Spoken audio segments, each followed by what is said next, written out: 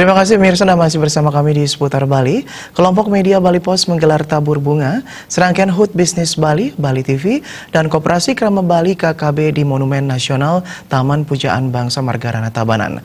Kegiatan tersebut merupakan wujud ungkapan rasa syukur dan terima kasih, serta mengenang jasa-jasa para pahlawan yang telah gugur dalam memperjuangkan dan mempertahankan kemerdekaan.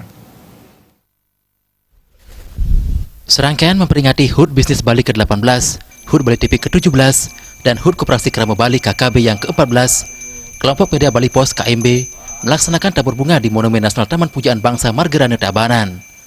Tabur bunga diawali persembahyangan bersama yang dipimpin pemangku setempat untuk memohon kepada Ida Hyang Widiwasa, Tuhan Yang Maha Esa, agar arwah para pahlawan mendapat pengampunan dan mencapai moksa menunggal dengan Sang Pencipta.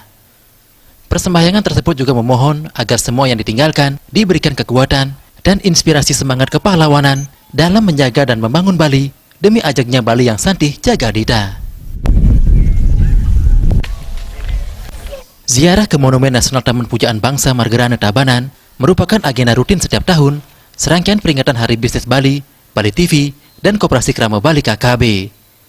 Selain itu, pada puncak hari ulang tahun Bali TV yang ke-17, 26 Mei 2019, digelar pesta rakyat di Arda Chandra Art Center yang diberikan penampilan penyanyi dan grup musik tersohor Bali.